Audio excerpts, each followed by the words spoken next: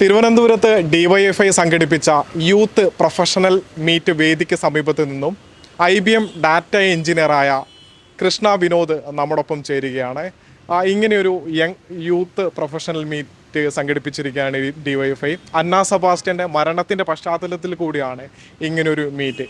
അതായത് കോർപ്പറേറ്റ് മേഖലയിൽ അടക്കം ഉള്ള ജീവനക്കാരുടെ പ്രശ്നങ്ങൾ കേൾക്കുക എന്നുള്ളതാണ് ഡിവൈഎഫ്ഐയുടെ ലക്ഷ്യം. ഇതിനെങ്ങനെ കാണുന്നു?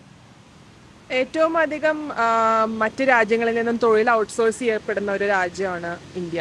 ഇവിടെ അതിൻ്റെ ഏറ്റവും പ്രധാനപ്പെട്ട കാരണം എന്താണെന്ന് വെച്ച് കഴിഞ്ഞാൽ ഇവിടെ മിനിമം വേജസ് വളരെ കുറവാണ്. ആളുകൾ വാങ്ങുന്ന ശമ്പളം മറ്റ് രാജ്യങ്ങളെ അപേക്ഷിച്ച് നോക്കുമ്പോൾ ഇവിടെ ശമ്പളം വളരെ കുറവാണ്.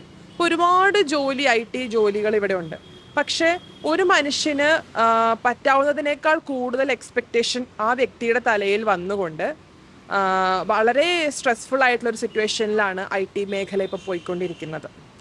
അതിൽ മാനേജേഴ്സ് മൈക്രോ മാനേജ് ചെയ്യുന്ന മാനേജേഴ്സ് തൊട്ട് നമ്മൾ അൺറിയലിസ്റ്റിക് ആയിട്ടുള്ള ടൈം ലൈൻസ് മീറ്റ് ചെയ്യേണ്ടി വരുന്ന ഡെഡ് ലൈൻസ് മീറ്റ് ചെയ്യേണ്ടി വരുന്ന ഒരു ജോലിയാണ് ഇപ്പോൾ നമ്മൾ ചെയ്യുന്നത്. അതിൽ ഏറ്റവും അധികം മാറ്റം കണ്ടുവന്നത് കോവിഡിന് ശേഷമാണ്. കോവിഡിന് ശേഷം വർക്ക് ഫ്രം ഹോം തുടങ്ങിയപ്പോൾ നമുക്ക് ലാപ്ടോപ്പ് വീട്ടിലേക്ക് തന്നു വിട്ടിട്ടുള്ളൊരു സ്ഥിതി വന്നു. അപ്പോൾ അതിനുശേഷം നമുക്കൊരു കൃത്യമായ സമയം നമുക്ക് പറയാൻ പറ്റുന്നില്ല. പണ്ടെന്ന് പറഞ്ഞു കഴിഞ്ഞാൽ 9 മണി തൊട്ട് നമുക്കിപ്പോൾ ഒരു 9 മണിക്കൂറാണ് നമ്മുടെ ജോലി സമയം, വിത്ത് ലഞ്ച് ബ്രേക്ക്, ചിലപ്പോൾ വിത്തൗട്ട് ലഞ്ച് ബ്രേക്ക്.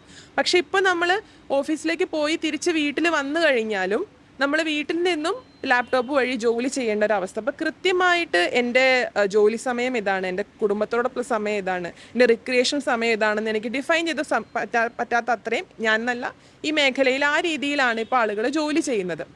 അപ്പോൾ അതുകൊണ്ടൊക്കെയാണ് നമ്മൾക്ക് നമ്മളുടേതായ ഒരു സമയം കിട്ടാത്ത സിറ്റുവേഷൻ വരുമ്പോൾ, എസ്പെഷ്യലി പുതിയതായി ജോയിൻ ചെയ്യുന്ന കുട്ടികൾ അവരോട് അൺറിയലിസ്റ്റിക് ആയിട്ടുള്ള ഡെഡ് ലൈൻസ് കൊടുത്തു കഴിയുമ്പോൾ ഇതുപോലെയുള്ള സംഭവങ്ങൾ ഇനിയും ഉണ്ടാവാം.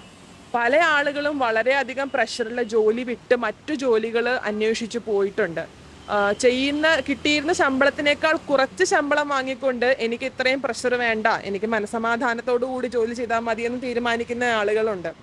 പക്ഷെ ചില ആളുകൾ ഈ പ്രഷറിനെ അതിൽ നിന്ന് വെന്തുരുകി നമ്മളുടെ ഹോം ലോൺ, കാർ ലോൺ എല്ലാം അടഞ്ഞു പോകണമെന്നല്ലോ എന്നുള്ളത് കൊണ്ട്, നമ്മുടെ കുട്ടികളുടെ കാര്യങ്ങളെല്ലാം നടന്നു പോകണമെന്നുള്ളത് കൊണ്ട് ആ പ്രഷർ സഹിച്ച് ആ ഒരു ജോലിയിൽ നിന്ന് ജോലി ചെയ്യുമ്പോൾ ഉണ്ടാവുന്ന പ്രശ്നങ്ങളാണ് മാനസിക ബുദ്ധിമുട്ടുകൾ. അതെല്ലാമാണ് ഇപ്പോൾ നമ്മൾ കണ്ടുകൊണ്ടിരിക്കുന്നത്. നമുക്കറിയാം, ഈ യുവാക്കൾക്കിടയിലെ തൊഴിലില്ലായ്മ, അങ്ങനെ നിരവധി പ്രശ്നങ്ങളിൽ, യുവാക്കളുടെ പ്രശ്നങ്ങളിൽ ഡിവൈഎഫ്ഐ ഇടപെടുന്നൊക്കെ നമ്മൾ സ്ഥിരം കാണുന്നതാണ്. അപ്പോൾ അങ്ങനെയുള്ളൊരു സന്ദർഭത്തിലാണ് ഇങ്ങനെ ഒരു പ്രൊഫഷണൽ മീറ്റ് സംഘടിപ്പിക്കുന്നത്. ഈ യുവാക്കൾക്കിടയിലെ തൊഴിൽ പ്രശ്നങ്ങളെക്കുറിച്ചും അത് പിന്നെ നേരിടേണ്ടതിനെക്കുറിച്ചും അങ്ങനെയുള്ള കുറേ കാര്യങ്ങളെക്കുറിച്ചൊക്കെ നിങ്ങൾക്ക് വ്യക്തമായിട്ടുള്ള കാഴ്ചപ്പാടുകളുണ്ടാവും. അതിൽ ഡിവൈഎഫ്ഐ എങ്ങനെ ഇടപെടണമെന്നാണ് താങ്കൾ ആഗ്രഹിക്കുന്നത്? സംഘടിതമായിട്ടുള്ളൊരു work force, especially IT related ആയിട്ടുള്ള മേഖലയിൽ ഇപ്പോൾ സത്യം പറഞ്ഞു കഴിഞ്ഞാൽ അത്ര സ്ട്രോങ് അല്ല. ഉണ്ടെങ്കിൽ പോലും അത് അത്ര സ്ട്രോങ് അല്ല.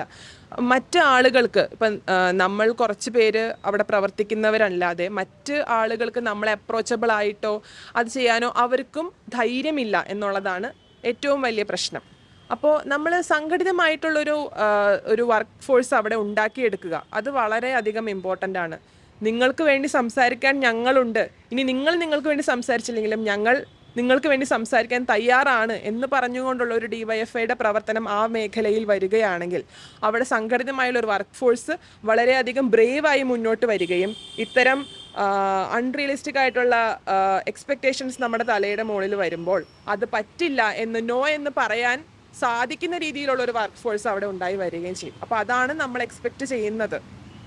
ഇന്നിപ്പോൾ ഇവിടെ സംവാദം നടക്കുന്നുണ്ട്. ആ സംവാദത്തിൽ കാര്യങ്ങളൊക്കെ പങ്കുവെക്കാൻ കുറച്ച് കാര്യങ്ങളൊക്കെ താങ്കൾ ആലോചിച്ച് വെച്ചിട്ടുണ്ടാവും. അങ്ങനെ എന്തെങ്കിലും കാര്യങ്ങളെക്കുറിച്ച് ഇപ്പോൾ പറയാൻ കഴിയും?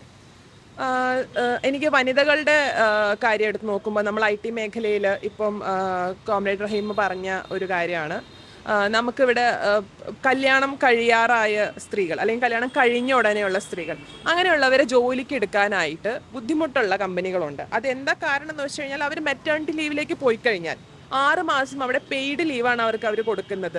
അവർക്ക് ജോലിക്ക് വരേണ്ട ആവശ്യമില്ല. അത് പ്രൊഡക്ടിവിറ്റി ഇല്ല എന്നാണ് ഒരു കമ്പനിയെ സംബന്ധിച്ചിടത്തോളം അവർ നോക്കുമ്പോൾ.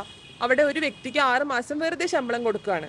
അപ്പോൾ അങ്ങനെ ഒരു വ്യക്തിനെ ജോലിക്ക് എടുക്കാൻ അവർക്കൊരു ബുദ്ധിമുട്ട് വരും.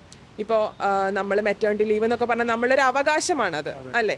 അപ്പോൾ നമ്മളുടെ പോപ്പുലേഷൻ മുന്നോട്ട് പോകാൻ ഇവിടെ സ്ത്രീകൾ ചെയ്യുന്നു, അതിൽ അവരുടെ കരിയറും അവർക്കൊപ്പം മുന്നോട്ട് കൊണ്ടുപോകാൻ സാധിക്കണം. അപ്പോൾ ഇത്തരം മെൻറ്റാലിറ്റികൾ, ഇത്തരം കാര്യങ്ങൾ നമുക്ക് ഓൾറെഡി നമ്മൾ അവിടെ സംസാരിക്കണമെന്ന് നമ്മൾ പ്രതീക്ഷിച്ചിട്ടുള്ള ഒരു കാര്യമാണ്. അതുപോലെ സ്ത്രീകൾക്ക് വേണ്ടി ക്രഷർ ഫെസിലിറ്റി, അതായത് പുതിയ അമ്മമാരായ സ്ത്രീകൾ ജോലി ചെയ്യുന്ന ഒരുപാട് പേര് ജോലി ചെയ്യുന്നുണ്ട്. അവർക്ക് ഓഫീസിൽ വന്നാൽ മിൽക്ക് ചെയ്യാനുള്ള ഫെസിലിറ്റി അത് എല്ലാ ഓഫീസുകളിലും ഇല്ല. അപ്പോൾ അതൊക്കെ നിയമം വഴി അത് നിർബന്ധമാക്കേണ്ട കാര്യങ്ങളാണ്. അത് സംസാരിക്കാൻ ഉദ്ദേശിച്ചിട്ടുണ്ട്. പിന്നെ ട്രാൻസ്പോർട്ടേഷൻ, നമുക്ക് വാട്ടർ മെട്രോ ഉണ്ട്, ലാൻഡ് മെട്രോൻ്റെ കൺസ്ട്രക്ഷൻ നടന്നുകൊണ്ടിരിക്കുകയാണ് ഇൻഫോ പാർക്കിലേക്ക്. അതുപോലെ പബ്ലിക് ബസ് ഉണ്ട്. അപ്പോൾ ഇതിൻ്റെ എല്ലാം ഇതൊക്കെ ഉള്ളിടത്തോളം അതിൻ്റെ എക്സ്റ്റൻഷൻ ഓഫ് ടൈമിങ്സും കൂടെ നമ്മൾ എക്സ്പെക്ട് ചെയ്യുന്നുണ്ട്. കാരണം 9 മണിയല്ല നമ്മുടെ എൻഡ് ഓഫ് ബിസിനസ്. നമ്മുടെ എൻഡ് ഓഫ് ബിസിനസ് എന്ന് പറഞ്ഞാൽ ഒരു പക്ഷേ 10 മണിയായിരിക്കാം, 11 മണിയായിരിക്കാം. നമ്മൾ UK ഷിഫ്റ്റിൽ വർക്ക് ചെയ്യുന്ന ആളുകളുണ്ട്, കാനഡ ഷിഫ്റ്റിൽ വർക്ക് ചെയ്യുന്ന ആളുകളുണ്ട്, പല ഷിഫ്റ്റിൽ രാത്രി നൈറ്റ് ഷിഫ്റ്റ് ഒക്കെ ഉണ്ട്. അപ്പോൾ നമുക്ക് ഈ ഒരു 9 മണി കഴിഞ്ഞാൽ ഒരു പബ്ലിക് ട്രാൻസ്പോർട്ടും ഇല്ല എന്നുള്ളത് നമുക്ക് അക്സെപ്റ്റബിൾ അല്ല. എസ്പെഷ്യലി ഒരു മെട്രോ സിറ്റിയായി വരുന്ന കൊച്ചിക്ക് 24 അവറും നമുക്ക് പബ്ലിക് ട്രാൻസ്പോർട്ട്, വാട്ടർ മെട്രോയും വാട്ടർ മെട്രോയുടെ ഇതെനിക്കറിയില്ല, പ്രാവർത്തികമാണോ എന്ന് എനിക്കറിയില്ല. പക്ഷേ ലാൻഡ് മെട്രോ വന്നു കഴിയുമ്പോൾ അത് കംപ്ലീറ്റ് നമ്മൾ 9 മണിക്കോ 10 മണിക്കോ നിർത്താതെ 24 അവർ ഉണ്ടെങ്കിൽ ഇത്ര കണ്ട ആളുകൾ ആ പബ്ലിക് ട്രാൻസ്പോർട്ടിനെ ആശ്രയിക്കുകയും അവിടുത്തെ ബ്ലോക്ക് ഒഴിവായി കിട്ടുകയും ചെയ്യും. മെട്രോ എന്നൊക്കെ പറഞ്ഞാൽ ഇവിടെ ആളുകൾ ജോലിക്ക് വരുമ്പോൾ നമുക്ക് ലാപ്ടോപ്പ് ഉണ്ടാവും, നമുക്ക് മറ്റേ എന്താ പറയുക ബിസിനസ് കാഷ്വൽസ് അല്ലെങ്കിൽ ഫോർമൽസ് ആയിരിക്കും നമ്മൾ ഇടുന്നത്. അപ്പോൾ ഈ ഡ്രസ്സ് പിടിച്ച ലാപ്ടോപ്പൊക്കെ പിടിച്ച് നമ്മൾ കുത്തി നിറഞ്ഞൊരു ബസ്സിൽ വരുമ്പോൾ ആളുകൾ എന്ത് ചെയ്യും? ഇപ്പോൾ ഒരു കാർ എടുത്ത് വരും, ട്രാഫിക് കൂടും. നേരെ മറിച്ച് മെട്രോയോ വാട്ടർ മെട്രോ ആണെങ്കിൽ നമുക്ക് സുഖമായി യാത്ര ചെയ്ത് ഓഫീസിൽ വന്ന് AC-ലിരുന്ന് തിരിച്ചു പോകാം. അപ്പോൾ അതൊക്കെ നമ്മൾ പറയാൻ ഉദ്ദേശിച്ചിട്ടുള്ള കുറച്ച് പോയിന്റ്സ് ആണ്.